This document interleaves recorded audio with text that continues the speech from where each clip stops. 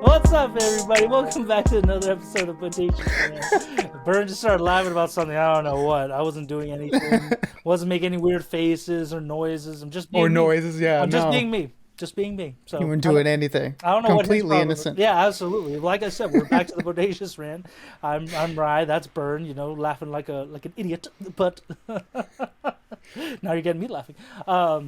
I hope everybody's doing good. You know, now we're in February, the month of love, and Black History Month as well. So they both kind of go hand in hand together. And we're starting our first movie let's do a review on the first movie of the month. One that is just, I've been somewhat dreading it ever since I saw the trailer. Not because it looked horrible, but some haircuts are just not meant for certain people. And for those of you who've maybe been in the movies and you've seen this trailer, you should know exactly what I'm talking about. We were talking about Matthew Vaughn's latest movie, Argylle, starring Henry Cavill, Bryce Dallas Howard, Sam Rockwell, Ariana DeBose, Bryan Cranston, John Cena, and Dua Lipa, which is like, I don't know, is this, before we get started, is that her first movie she's ever been in, or has she been in something before? No, she was in Barbie. She was Yeah. Mermaid Barbie. That's right. Yeah, she was in Mermaid. Yeah, Yeah. she was the mermaid part. So I guess this is a little bit of a bigger role, even though it's not that big of a role still. But yeah. Yeah, I mean, it definitely gave her more to do than in Barbie. So, and that's actually funny that her and John Cena were both in Barbie, and now they're in this one together. I think it's just funny how some of these actors are in a lot of stuff. And again, more power to Dua Lipa. And not only is she a great musician, she's drop dead gorgeous, but now she's getting movies, so that's cool. But we're getting distracted. This is going to be a non-spoiler review, so please do not forget to give us a like, ring the bell, and of course subscribe. We appreciate you all, and yeah, let's get down to it. So essentially, this is a movie about a book, essentially, in which Bryce Dallas Howard plays this writer. She writes a spy novels, a very popular character called Argylle, and that's where Henry Cavill has the weird flat top hairdo, which just does not look right on him. I'm sorry, it grew on me over the movie, but it's still one of those things. I'm like, why'd you do that to my boy Henry, man? He's Superman, and he was Man from U.N.C.L.E. and He looked like John Travolta in Face Off. Just I've the never flat seen top. I've never seen Face Off, but that does not sound like a great image either. It just doesn't sound right. But whatever. It was his look for a while in the '90s. Yeah, I guess we can all agree that wasn't the best. We all have our interesting periods, and you know what? More power to you if you want to try something, whether it works or not. But, anyways, and little does she know, she is essentially writing about actual events that have happened in real life, and that's when she gets tied in with Sam Rockwell's character, who is an actual spy, and so she has to help him stop this evil organization and what have you from the end of the world, essentially. So, yeah, and also Sam Jackson's in it as well. I forgot about that. I apologize, but so this is Matthew Vaughn's most recent movie. I feel like, especially since The Kingsman, which is the prequel to the Kingsman movies, and that came out in 2020. I could be wrong. Maybe Matthew Vaughn's done some recently, but I can't think of it off the top of my head, to be honest. Yeah, that was 2021. That's not fun. And I do think that is his most recent movie, if I remember correctly. Yeah, no, because I was gonna say Operation Fortune. That was Guy Ritchie, right? Yeah, that was Guy Ritchie's other movie that he's been releasing a couple movies a year for a while now. But yeah, that was his second movie along with The Covenant last year. Yeah, it's just because Operation Fortune was very colorful like this one, so I forgot if that was him or Guy Ritchie. But anyways, and needless to say, Matthew Vaughn, I feel like, is going through that period where he's kind of the old dog with no new tricks and stuff. He's kind of sticking with what he knows. But I think that could be the thing that's hurting him, just because while I found the movie enjoyable, it was just meh. Like, there really wasn't anything setting it apart. I feel it was almost too cartoonish, in all honesty. Like, Kingsman was fine because it was the first spy movie based on a graphic novel that kind of went ridiculous, and it leaned into it and it worked for it. But there's also got to be a certain point where you got to just kind of ground yourself in your movie magic, essentially, and just be like, you know what, be a little more conservative with certain things, or if you're going to be wacky, do it in a different way if you can. But Burton, what did you think of this movie overall? Yeah, so like you, this was a movie I had some trepidation coming into it, just because, like you said, Matthew Vaughn's last few movies haven't been as good as his earlier work. You know, things along the lines of the first Kingsman, X-Men First Class, Layer Cake, Kick Ass. You know, those were all really fun and dynamic movies, and really shot his name into the directing stardom, where people were anticipating the stuff that he was bringing out. But yeah, it seems like ever since the second Kingsman movie, it's been a little bit diminishing returns. Where I didn't hate that movie, but you know, it wasn't as good as the first one. And then the Kingsman was also a little bit of the same, where yeah, not as good as the previous entry. And so getting this one's okay. It's like something a little different, a little fresh. Maybe this will reinvigorate his directorial sensibilities and give us something fun and more akin to a lot of his earlier work. And for me, I will say it does sort of continue that trend that he's been on. Like you put it perfectly, where it feels like, you know, old dog with the same tricks. You know, it's like it's a lot of the visual flares and the visual elements that made his earlier movies very unique and captivating, are sort of being run into the ground at this point, or at least he hasn't found a way of framing it in a new and fun perspective, to make it feel new and fresh.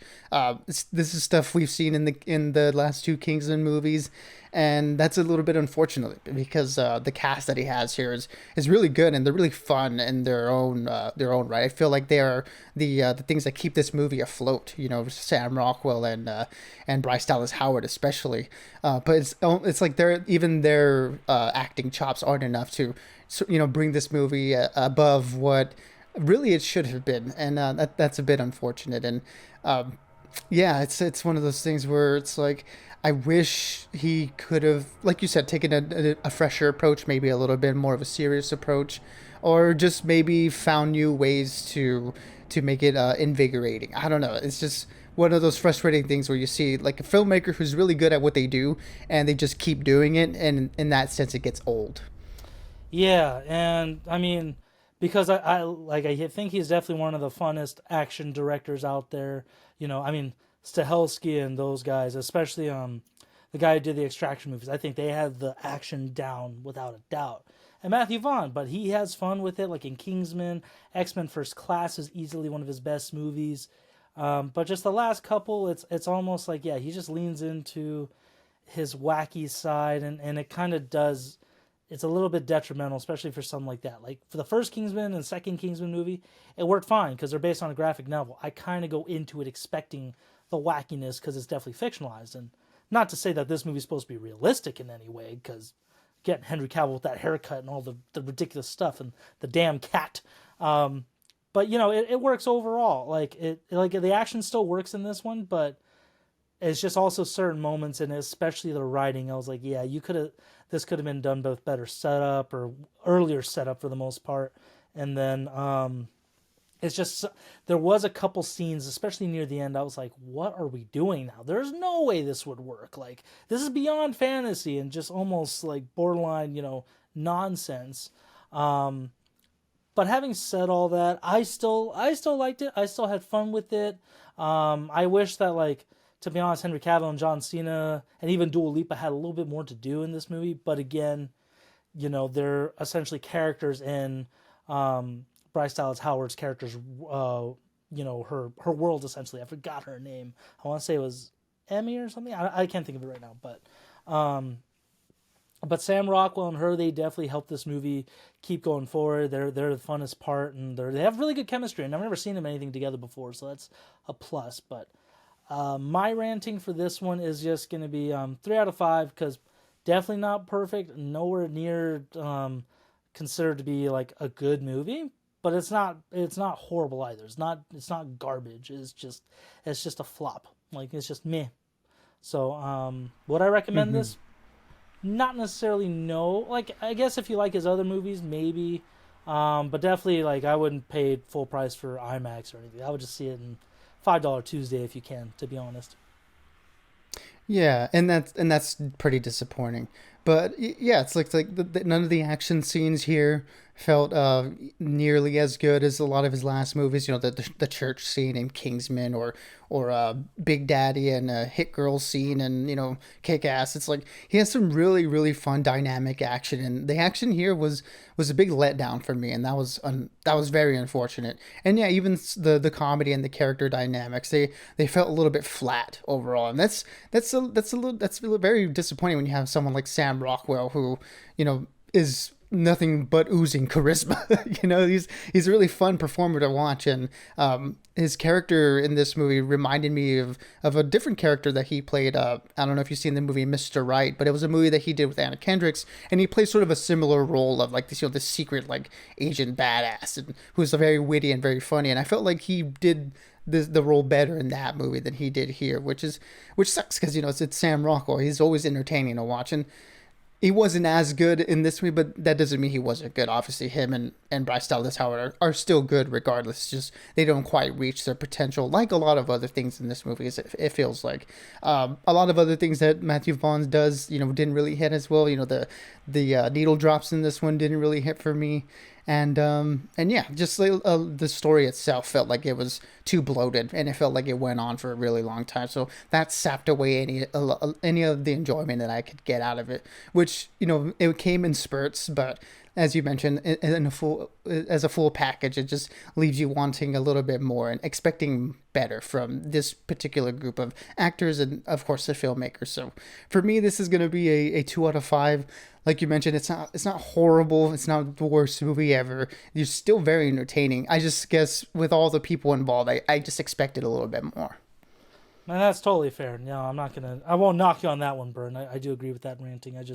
I have a soft spot for the actors and stuff, and I still like Matthew Vaughn. It's one of those situations where, yeah, this is not his best movie, but I still look forward to his work. So that's all I can say on that one. But for those of you who did catch it this last weekend, whether it be on the rainy day or anything like that, let us know what you thought of it. We'd love to get your thoughts on that. We got some more movies coming out. We got like Madam Web coming out. That new Mr. and Mrs. Smith show on Hulu's out, so that's definitely something to watch if you need some new content out there. And can't think of anything at the moment. Oh, but Dune Part 2 is finally coming out. It's supposed to be out 3 months ago, but the bastards called the studios, they postponed it. So I'm still reeling about that. But until next time, everyone, as always, stay bodacious and keep on ranting for us. Absolutely, everybody. Be good, be safe, and as always, we'll catch y'all on the next one.